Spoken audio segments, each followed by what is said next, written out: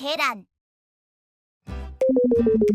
헐, 휴대폰이 결국 고장났네. 어떤 걸 새로 살지 찾아볼까? 뭘 사야 하지? A폰? B폰? A폰 디자인이 딱 내 취향이란 말이지. A폰이 디자인도 다른 기능도 훨씬 더 좋네. 이건 일단 넘어가고. 거봐, 역시 A폰이 최고의 선택이라니까. 지금 깨라니의 선택이 정말 합리적일까요? 그럴 수도 있습니다. 긍정적인 후기도 있고 만족하는 사람들도 많으니까요. 그런데 여기서 생각해 볼 점이 있습니다. 지금 깨라니는 정말 그 선택이 옳은지를 보고 있는 걸까요? 혹시 이미 마음속에 한 가지 답을 정해놓은 답정너처럼 다른 정보를 거부하고 있는 것은 아닐까요? 우리는 더 나은 선택을 하기 위해 여러 의견을 듣고 다양한 정보를 찾으려 합니다. 하지만 어느 순간 다른 선택지를 살펴보기보다는 내가 이미 고른 선택에 대한 근거만 찾게 됩니다. 여러 정보를 접할수록 선택의 폭이 넓어지는 것이 아니라 내 선택을 정당화하기 위한 정보만 보입니다. 그러면서 오히려 시야가 좁아지기도 합니다. 왜 그런 걸까요? 우리는 여러 정보를 충분히 검토하고 이를 바탕으로 합리적인 판단을 내린다고 생각합니다. 하지만 실제 판단은 그렇게 객관적인 과정을 거쳐 이루어지지 않습니다. 잠깐 원시시대로 돌아가 볼까요? 오래전 인간이 야생에서 살아남으려면 눈앞의 상황을 빠르게 판단하는 것이 중요했습니다. 위험해 보이는 것은 곧바로 피하고 생존에 도움이 될 만한 것은 빠르게 선택해야 했죠.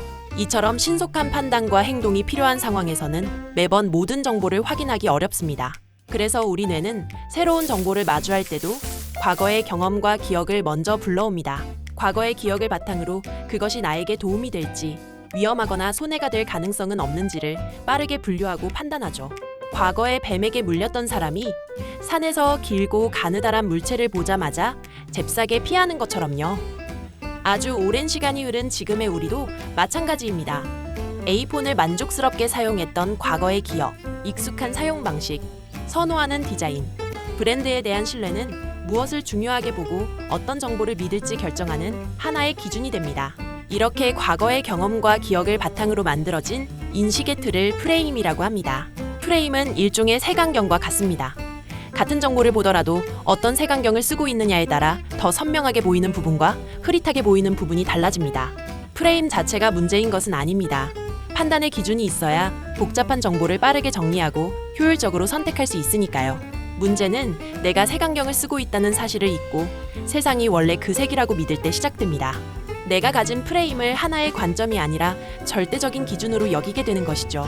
자신의 프레임이 절대적이라고 믿으면 정보를 충분히 살펴보기도 전에 먼저 판단부터 내려버립니다. 결론을 내리고 나면 정보는 선택을 검토하는 자료가 아니라 이미 내린 판단을 뒷받침하는 근거가 되기 쉽습니다. 내 판단과 일치하는 정보는 더 정확하고 설득력 있는 것처럼 느껴지고 반대로 내 판단을 흔드는 정보는 부정확하거나 중요하지 않은 것으로 여겨지죠. 이런 과정이 반복되면 처음에는 그저 끌리던 마음이 선택으로 이어지고 나아가 확신으로 굳어집니다.